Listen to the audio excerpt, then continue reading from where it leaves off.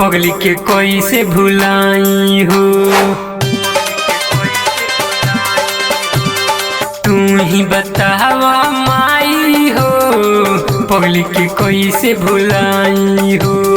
टूटल दिलवा दर्द करेला, टूटल दिलवा दर्द करेला, मोहन करे मर जाई हो। तुम ही बतावा माई हो पगली के कोई से भुलाई हो।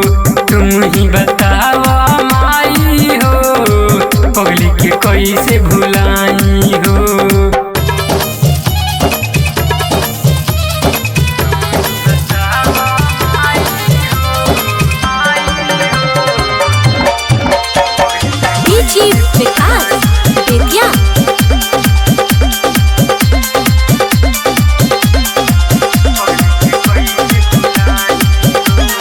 ओकरे खातिर भूखल रहनी 9 दिन 9 रात हो।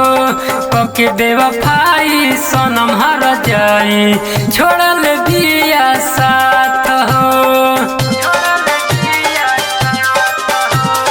ओकरे खातिर भूखल रहनी 9 दिन 9 रात हो। पके बेवफाई सनम हर जाई छोड़ल दिया साथ हो। जनों से ज्यादा प्यार कोइनी, जनों से ज्यादा प्यार कोइनी, गइल उतरवाई हो। तुम ही बतावा माई हो पगली के कोई से भुलाई हो। तुम ही बतावा माई हो पगली के कोई से भुलाई हो।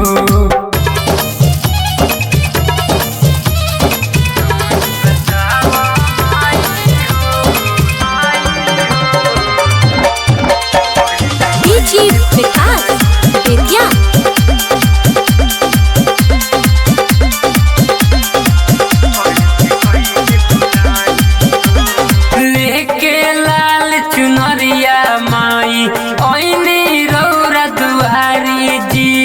चढ़ते दशहरा जब मिलल गहरा कैसे हम